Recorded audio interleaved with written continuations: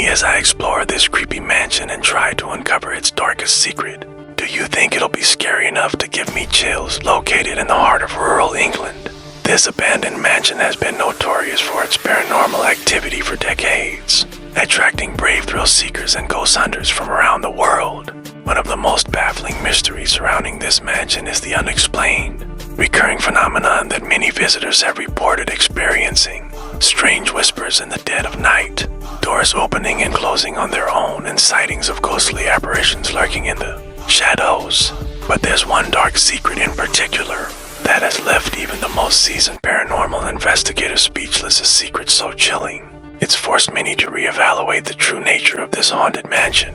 This mansion's dark secret is none other than the legend of the Red Lady, a vengeful spirit said to haunt the halls, seeking revenge on anyone who dares to trespass on her domain.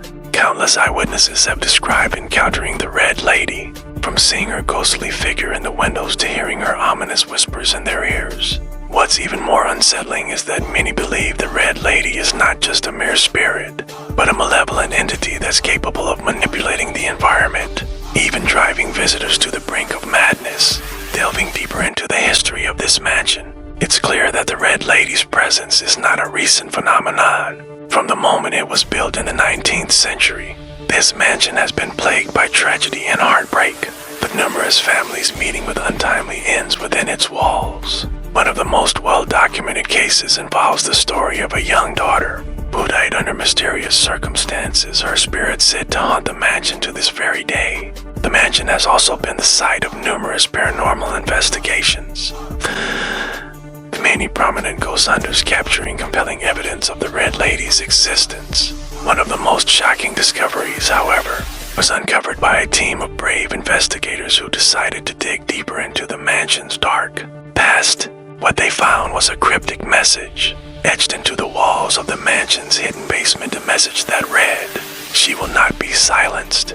The implications are chilling. Could it be that the Red Lady is not just a vengeful spirit, but a guardian of dark secrets silenced by forces unknown? As I reflect on the dark secrets surrounding this haunted mansion, left with more questions than answers. One thing, however, is certain. This mansion's dark secret is a force to be reckoned with, a chilling reminder that some secrets are better left unspoken. So, what do you guys think? Have you had any experiences with haunted locations or paranormal activity? Let me know in the comments below, and don't forget to suggest other haunted locations for future videos. Part 1: Whispers of the Red Lady. The mansion stood at the end of a winding, narrow road, deep in the heart of rural England. Its towering facade was drenched in shadows, a relic of the 19th century, with ivy crawling over the crumbling stone like grasping fingers. Locals avoided the mansion, whispering tales of the Red Lady, a vengeful spirit whose fury was as ancient as the bricks of the place itself. But for me, the pull of that cursed mansion was irresistible.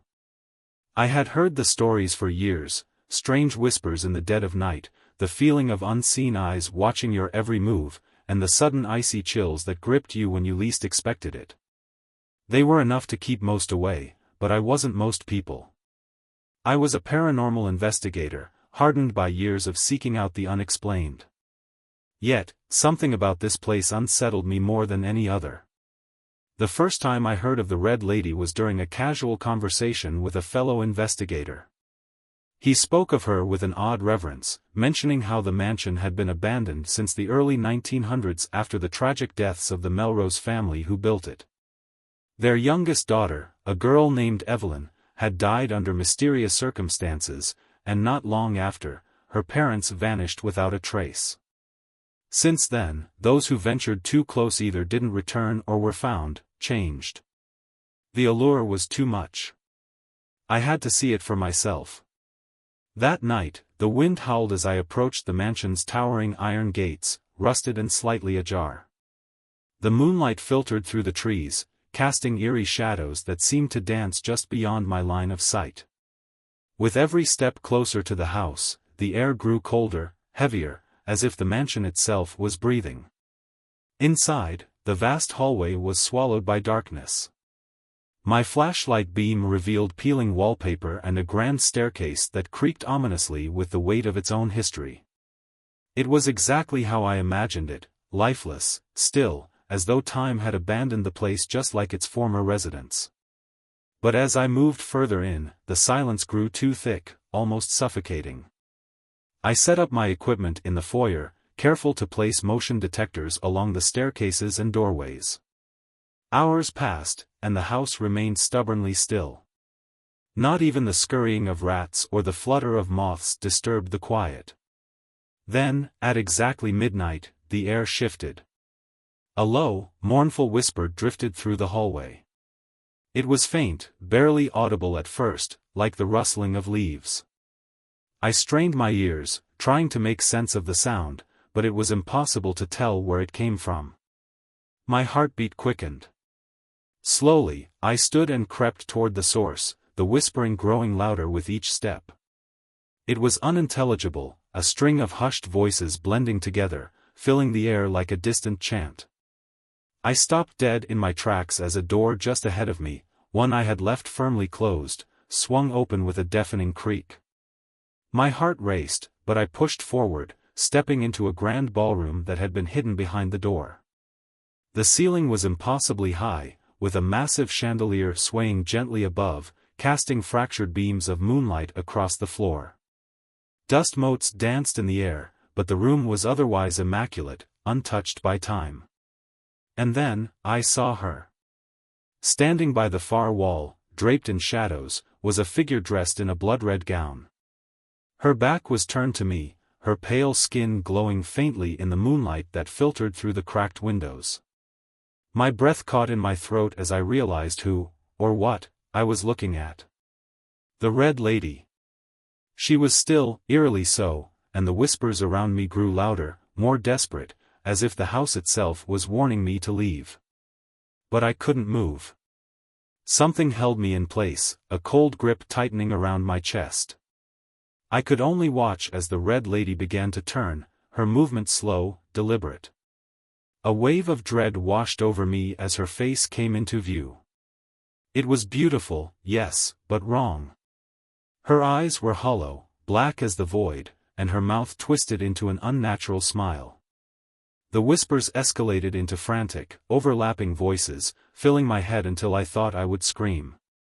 Suddenly, the door behind me slammed shut. I bolted towards it, heart hammering in my chest, but the door wouldn't budge.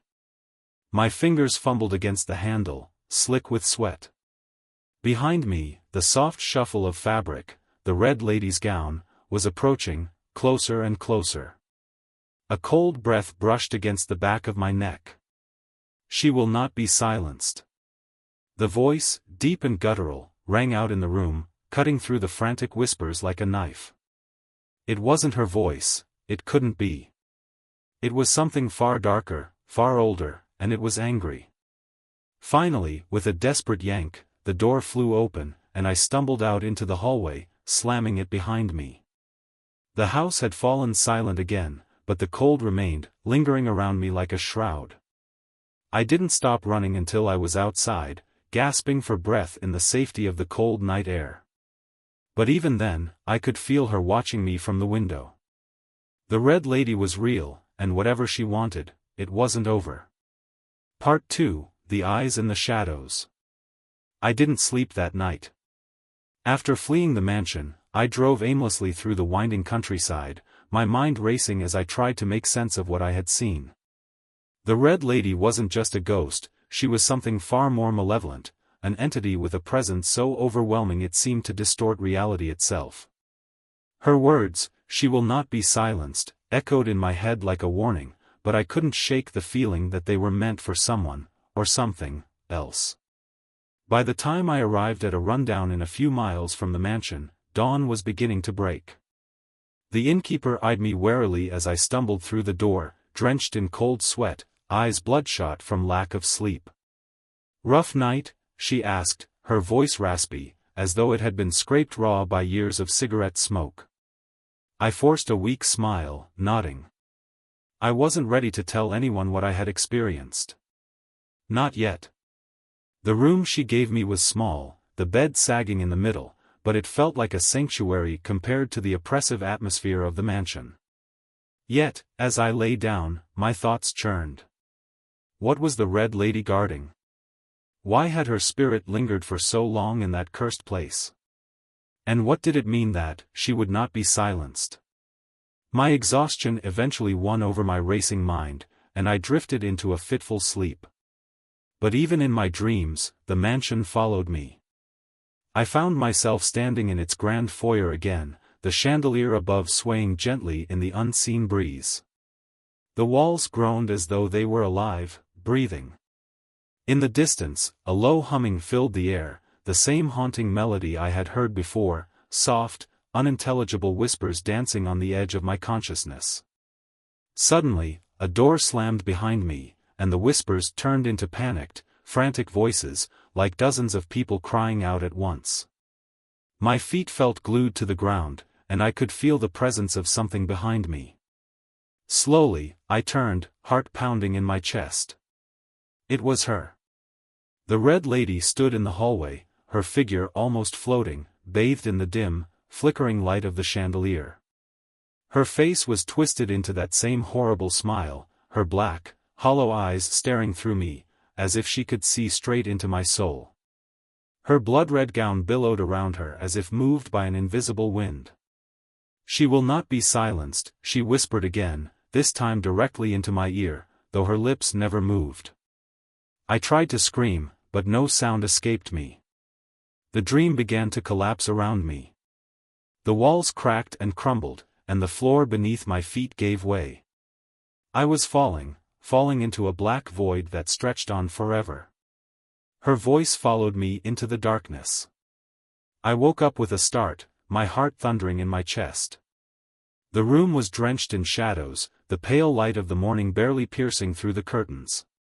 Sweat clung to my skin, and I realized I had been holding my breath. The dream had felt too real, too vivid. My hands shook as I reached for my phone, the time glaring at me, 3:03 a.m. My pulse quickened. That's when I heard it. The unmistakable sound of a door creaking open. It wasn't from the mansion, it was from the hallway just outside my room. I froze, listening intently. Footsteps, slow and deliberate, padded down the hallway, closer with each second. My body tensed, every fiber of my being screaming at me to move, to lock the door, to do anything, but I couldn't. My muscles refused to respond, as though some unseen force was holding me in place. The footsteps stopped directly outside my door. Silence followed. Then, a soft whisper, so faint I could barely make out the words, "She will not be silenced." The door rattled violently, as though something, or someone, was trying to force its way inside. I shot up from the bed, stumbling backward into the corner of the room. The rattling grew louder, more insistent. My breathing hitched, panic rising in my chest. And then, just as suddenly as it had started, the noise stopped. The silence that followed was deafening. I stood there, shaking, waiting for something, anything, to happen. But the room remained still. Slowly, I crept toward the door, half expecting it to fly open the moment I touched the handle. My hand hovered over it, trembling, and then, with a sharp inhale, I turned the lock. Nothing. I waited a moment longer before I opened the door just a crack, peering into the hallway. It was empty, the dim light casting long, eerie shadows against the walls. My heart still hammered in my chest as I glanced down the corridor in both directions. No one was there. No sign of the intruder. I exhaled slowly, backing into my room and closing the door again. I leaned against it, my thoughts spiraling. Was it the Red Lady? How could she follow me all the way here, miles away from the mansion? The stories I had heard never mentioned her leaving the house. Her haunting was bound to the estate, or so I thought. But this was different. It was as if she had latched onto me, as though my presence had stirred something that couldn't be undone. The next day, I returned to the mansion, driven by a twisted sense of curiosity and dread. I couldn't shake the feeling that I had missed something the night before, some crucial clue hidden in the mansion's decaying walls. The dream, the whispering voice, the presence that had followed me back to the inn, they were all connected. I had to know why. The mansion looked even more imposing in the daylight, its decaying facade casting long, jagged shadows over the overgrown lawn. I hesitated at the front gate, the same gate that had seemed so ominous the night before. This time, however, it felt like I was stepping into something far more dangerous. As I approached the house, a gust of wind swept through the trees, rustling the leaves in a way that sounded almost like whispers. I shivered but pressed on, my resolve hardening with each step. Inside, the air was thick with an oppressive stillness. My footsteps echoed against the cracked marble floors as I retraced my steps from the night before, back to the ballroom where I had first seen her. The door was still closed, and the air was unnervingly still. I reached for the handle, hesitating for just a moment before pushing the door open. The ballroom was empty. Relief washed over me, but it was short-lived. The chandelier above me began to sway, slowly at first, then faster, as if something was moving just out of sight. And then, without warning, the whispering began again. Low, desperate, echoing from the walls. She will not be silenced. The voice seemed to come from everywhere and nowhere at once. I turned, frantically searching for the source, but the room was empty. Then, as my flashlight beam swept across the far wall, I saw it. Etched into the stone, just above the cracked fireplace, were the words, "She will not be silenced." Beneath the inscription, a dark stain had seeped into the wall, almost like blood. And beneath that, a door I hadn't noticed before. It was small, barely large enough for a person to fit through, and half hidden behind a tapestry that had long since faded into tatters. My pulse quickened as I approached it. The door was old, the wood warped and splintered with age, but something about it felt wrong. It was as though the very air around it was heavier, darker. With a deep breath, I reached for the handle. The whispers grew louder. I pulled the door open, revealing a narrow, spiraling staircase leading down into darkness. Part 3, The Descent into Darkness. The staircase descended into an abyss. The air around me felt different as I stepped through the small doorway, thicker, colder, as though it had been undisturbed for centuries. The stone steps spiraled downward, slick with dampness, and the faint scent of mildew clung to the walls. My flashlight flickered, casting erratic shadows that seemed to move on their own, and the whispering that had followed me from the ballroom grew louder. She will not be silenced. The words echoed in my head, each repetition a pulse of dread that gripped my chest tighter. Every instinct told me to turn back, to leave this cursed place and never return. But I couldn't. I had come too far. I needed answers. With each step, the air grew colder. My breath puffed out in clouds before me, and the hairs on the back of my neck stood on end. The whispers were no longer faint, they were insistent, overlapping voices that seemed to surround me, filling the stairwell with their desperate murmurs. I tried to focus on the steps beneath me, careful not to slip on the wet stone, but the voices gnawed at my mind. Turn back. You shouldn't be here. She knows. I couldn't tell where the voices were coming from anymore. They seemed to swirl in the air like a living thing, wrapping themselves around me, crawling into my ears, under my skin. My pulse quickened, my hands trembling as I clutched the flashlight tighter. And then I reached the bottom. The stairwell opened into a narrow hallway, barely wide enough to move through. The walls were made of rough stone, but something about them felt wrong. They were damp, but not with water. It was a darker substance, seeping through the cracks in the stone, thick and black like oil. The smell hit me next, metallic, like blood. My stomach churned. The whispers had stopped. The silence was worse. I moved cautiously down the hallway, each step an effort as though the very air resisted my presence. There was no breeze, yet I felt the faintest brush of cold air against my skin, as though something unseen moved just out of sight. My flashlight beam wavered, struggling to cut through the oppressive darkness, and that's when I saw it, a door at the end of the corridor. It was old, ancient even, made of dark wood that was warped and splintered with age. Symbols were carved into the door, intricate, swirling patterns that seemed to pulse faintly in the darkness, as if they were alive. My breath caught in my throat. These weren't just random carvings, they were runes, sigils I had seen before in my studies, symbols of binding, of sealing something away. My heart raced as I reached for the door. The cold emanating from it was palpable, as though the very life had been drained from the air around it. The whispers began again, faint but frantic. "Don't. She will not be silenced.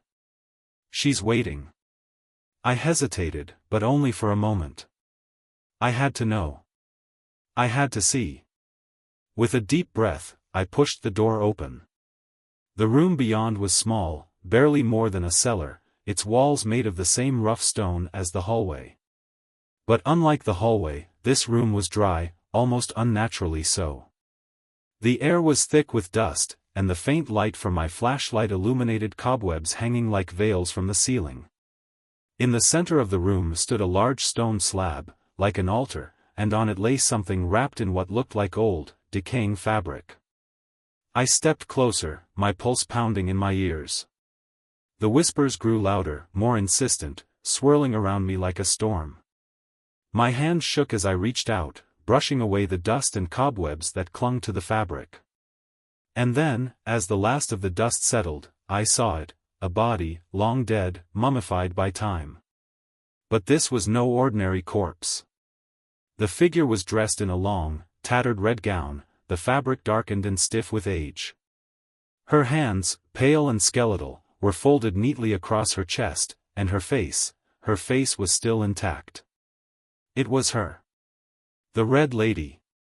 Her eyes were closed, her expression serene, almost peaceful. But there was something wrong. Something beneath the surface. My flashlight flickered, and for a split second, I could have sworn her chest moved, as if she had taken a breath. I stumbled back, the whispers now deafening. She will not be silenced. She must not wake. The temperature in the room plummeted, frost spreading across the stone walls. My breath came in ragged gasps, my heart pounding in my chest. I backed away from the altar, my mind reeling. This wasn't just a haunting. This was something far darker, something ancient, sealed away beneath the mansion. And I had disturbed it. The ground beneath me trembled, a low rumble that shook the very foundation of the room. Dust and debris fell from the ceiling, and the walls groaned as if they were about to collapse. I turned to run, but the door slammed shut with a deafening bang, trapping me inside. My flashlight flickered, its beam cutting in and out. And then, in the faint light, I saw her move. The Red Lady's eyes snapped open. They were black, hollow, and filled with an ancient rage. Her skeletal hand twitched, and her head slowly turned toward me, the decaying fabric of her gown rustling like dead leaves. My body froze, paralyzed by terror, as her mouth opened in a slow, deliberate grin. "She will not be silenced," she whispered, her voice a low, guttural rasp that echoed in the chamber. The ground beneath the altar began to crack, fissures spreading outward as though something beneath it was trying to claw its way to the surface. I backed up against the door, pounding on it with all my strength, but it wouldn't budge. The Red Lady began to rise from the altar, her movements slow, deliberate, as though the weight of centuries pressed down on her. But it wasn't just her. The fissures beneath the altar widened, and from them, dark shapes began to emerge. Figures, barely visible in the flickering light, rose from the ground, twisted, shadowy forms with glowing red eyes, their whispers filling the air, growing louder, more frantic. I was trapped. Desperate, I threw myself at the door, slamming my shoulder into it with all my strength. It creaked but held fast. The Red Lady was now fully upright, her black eyes locked onto mine, her grin widening. "She will not be silenced," she whispered again, her voice rising as the ground beneath her erupted, releasing a torrent of shadows that filled the room. The walls seemed to close in, the air growing thick with the dark, swirling forms. And then, just as I thought the darkness would swallow me whole, the door burst open behind me. I stumbled out into the hallway, gasping for air. The shadows writhed behind me, but they didn't follow. The door slammed shut with a deafening crash, sealing the horrors within. I didn't stop to think.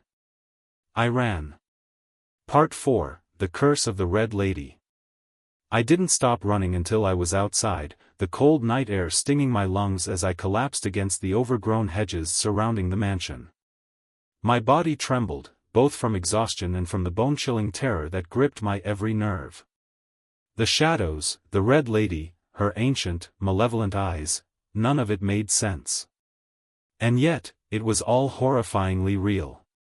The mansion loomed behind me, a dark silhouette against the moonlit sky. For a moment, I thought I could see movement in one of the windows, just a fleeting shadow, or perhaps my mind playing tricks on me. Either way, I wasn't waiting to find out. I had to leave. Now. My car was parked just beyond the rusted gates, but the thought of getting behind the wheel was laughable. My hands were shaking too badly to even hold the keys. I fumbled with my phone, desperate to call someone, anyone who might believe what I had just witnessed. But when I pulled it out, the screen was dead. The battery had been full when I arrived. A cold dread settled over me, creeping up the back of my neck. It wasn't over. Whatever was down in that cellar, whatever I had disturbed, it wasn't going to let me go so easily. I pushed myself to my feet, willing my legs to move. I just needed to get back to town, to get as far away from this place as possible.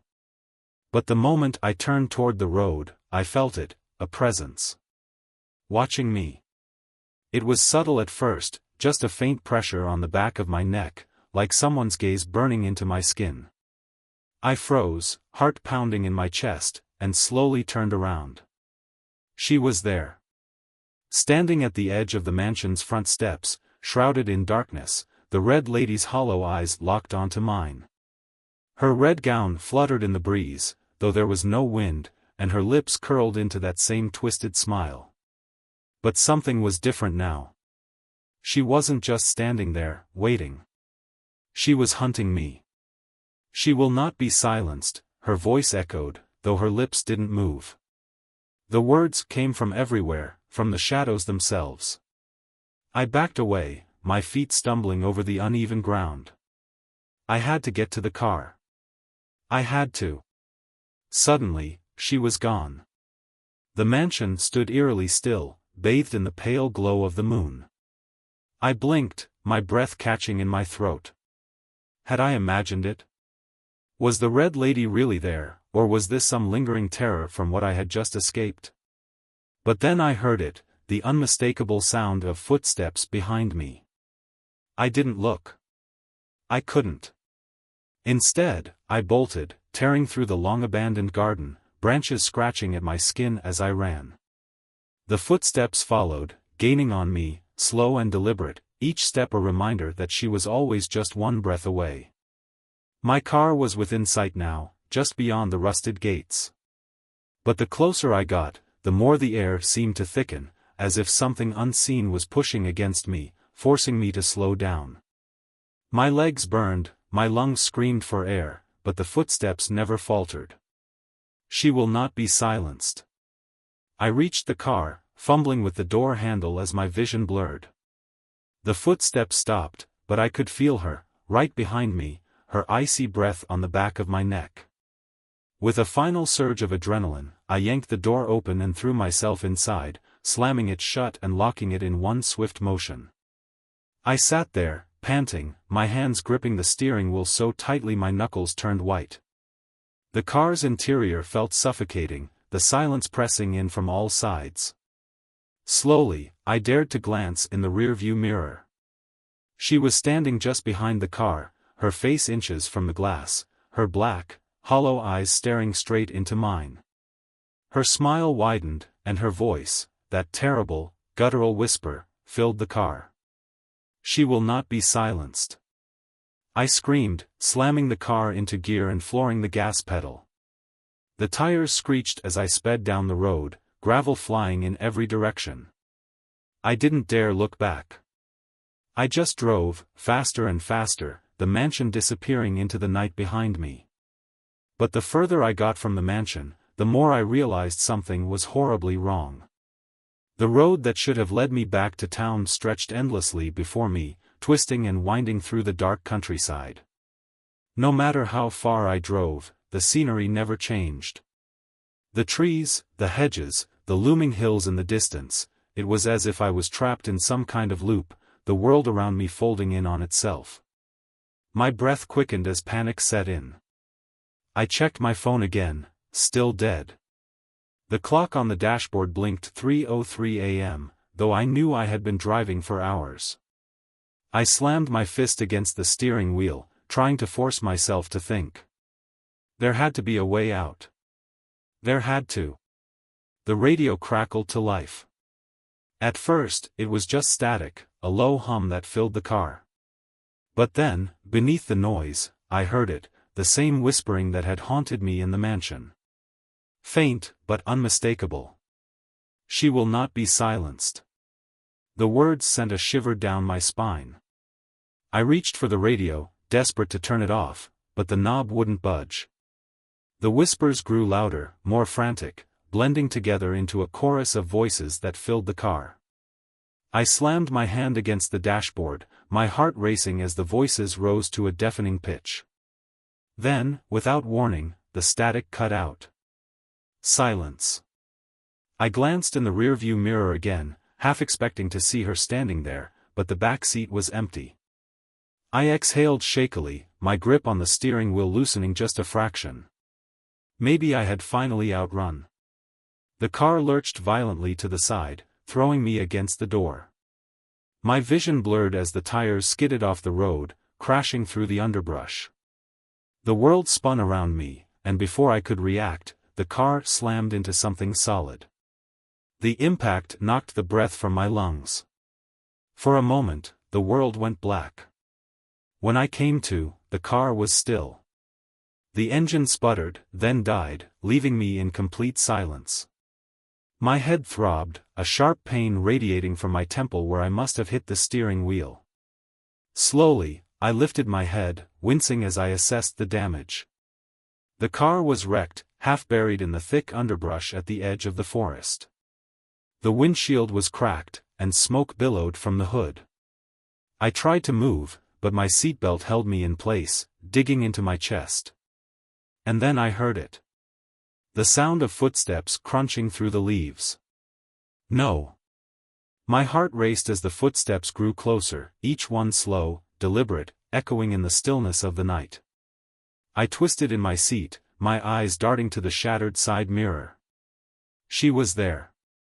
The Red Lady. Her skeletal form moved through the trees, her red gown trailing behind her like a shadow. Her black eyes locked onto mine, her lips curling into that same twisted grin. I fought against the seatbelt, my hands shaking as I fumbled with the release. The footsteps stopped just outside the car, and the temperature dropped sharply. My breath clouded the air as I turned, my eyes wide with terror. She stood by the driver's side window, her face inches from the glass. Her hand, pale and skeletal, reached out and tapped once, twice, against the cracked window. My body froze. I couldn't move, couldn't breathe. Her eyes bore into mine, unblinking, filled with an ancient, unrelenting rage. The whispers returned, filling my mind, louder and more insistent than ever. She will not be silenced. The glass cracked beneath her fingers, spiderwebbing outwards. I screamed, throwing myself against the door, but it wouldn't open. The whispers grew louder, deafening, as the glass shattered and her hand reached through. Her cold fingers brushed against my skin. Part 5, Her Final Revenge. Her fingers were ice cold, thin as bone, and the moment they touched my skin, my entire body locked in place.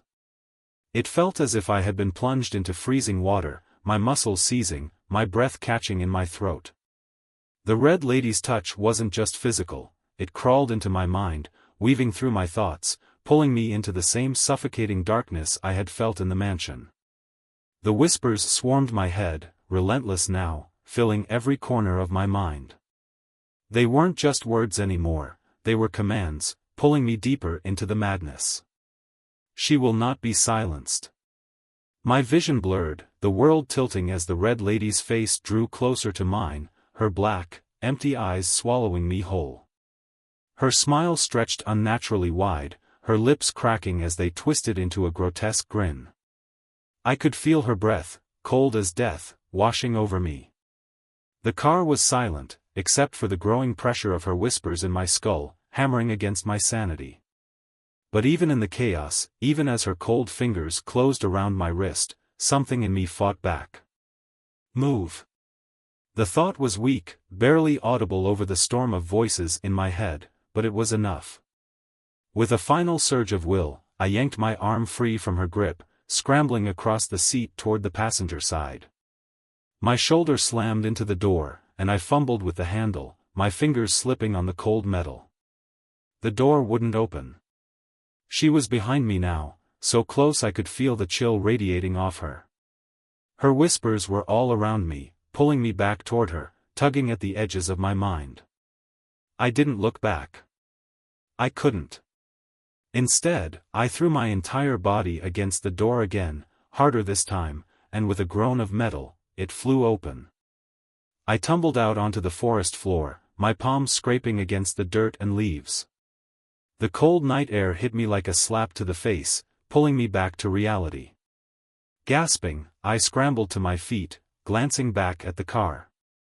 The Red Lady was still inside, standing perfectly still in the shattered remains of the driver's seat. Her empty eyes followed me as I backed away, her smile never faltering. "She will not be silenced," she whispered, her voice a hollow echo in the cold night air. I turned and ran. The forest was a maze of twisted trees and thick underbrush, the shadows so dense that my flashlight was nearly useless. Branches clawed at my arms and face as I pushed through, the sound of my ragged breathing the only thing I could hear.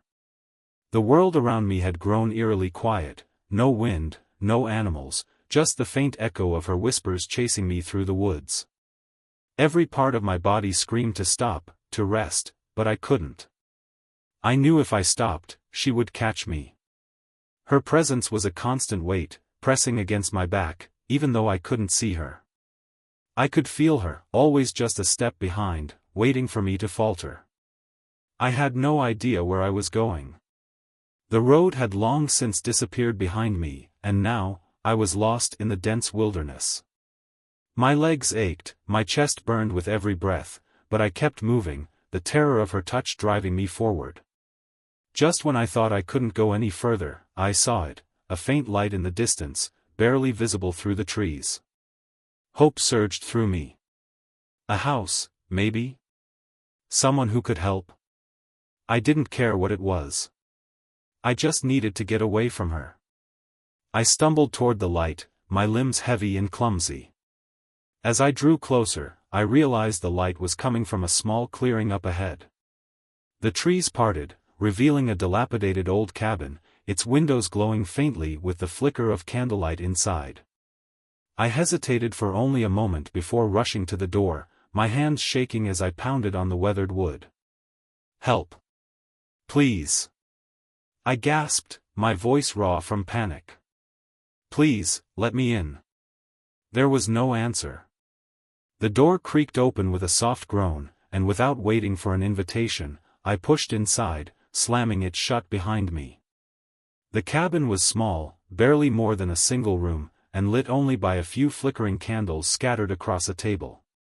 The walls were covered in strange symbols, carvings that reminded me of the ones I had seen in the mansion, runes and sigils etched deep into the wood.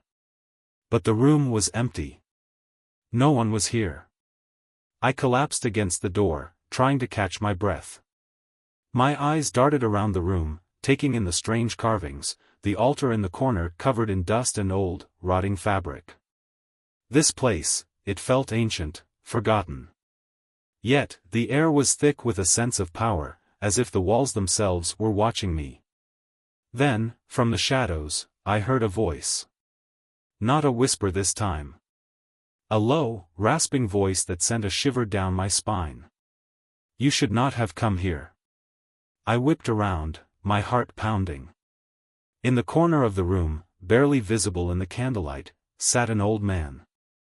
His face was gaunt, his skin paper-thin and stretched tight over his bones. His eyes were dark, sunken hollows, and his hands trembled as he pointed at me. She will not stop now, he rasped, his voice barely more than a breath. You've woken her. You've broken the seal. What are you talking about? I stammered, pushing myself off the door. The old man's eyes flicked toward the window. The Red Lady. She has waited for centuries, bound to that place. But you've set her free. A cold dread washed over me. I didn't mean to, I whispered. I didn't know. He let out a bitter laugh, his gaze never leaving the window. It doesn't matter. Once you've seen her, she will follow you. She will find you, no matter where you go. I swallowed hard, my mind racing. There has to be a way to stop her. The old man shook his head slowly. There is no stopping her. Only delaying her. His words sank in like a lead weight. There was no escape. She would hunt me, just as she had hunted the others, those who had ventured into the mansion and never returned. But there had to be something I could do. I couldn't just give up. Isn't there a way to put her back? I asked, my voice rising in desperation. The seals, the runes and the mansion, can't we bind her again? The old man's eyes met mine, and for a moment, I thought I saw a flicker of hope. But it was quickly extinguished. The seals were broken when you entered the cellar. She is too powerful now. A chill crept up my spine as I realized what he was saying. The Red Lady had been bound in that cellar, hidden away for centuries. But my presence had shattered that fragile seal, releasing her wrath into the world once more. She was a protector, once, the old man muttered, his voice distant. But they betrayed her. They took everything from her. Now, all she knows is vengeance. I backed away, my pulse racing. There has to be something. Before I could finish, the candles in the cabin flickered wildly, and the temperature dropped sharply. The air grew thick, heavy, as if the room itself was closing in on me. The old man's eyes widened with fear. She's here, he whispered, his voice trembling. The door behind me rattled violently, and the whispers returned, louder, more frantic than ever. She will not be silenced. I turned, my heart pounding in my chest, as the door creaked open. The Red Lady stood in the doorway, her black eyes gleaming with malice, her skeletal hand reaching toward me. There was no escape this time. Her fingers closed around my wrist, and the world went black. When I woke, I was back in the mansion. The air was heavy, thick with the scent of decay. The ballroom stretched out before me, the grand chandelier swaying gently above, casting long shadows across the cracked floor. And there, at the far end of the room, stood the Red Lady, her hollow eyes fixed on me. But something was different. Her expression had changed. The rage that had consumed her before was gone, replaced by something deeper, sorrow, perhaps. Her lips moved, but no sound came out. Slowly, I rose to my feet, my body aching, my mind reeling. The whispers were gone. The air was still. And then, I saw it. Etched into the stone wall behind her, barely visible in the dim light, were the words, "She will not be silenced." Beneath the inscription, the black stain had spread, seeping into the stone like a wound. It wasn't just her curse. It was mine now too. I had unleashed something far worse than I could have imagined. And there was no going back. The Red Lady smiled, her hollow eyes gleaming. And I knew, in that moment, that her revenge had only just begun. End.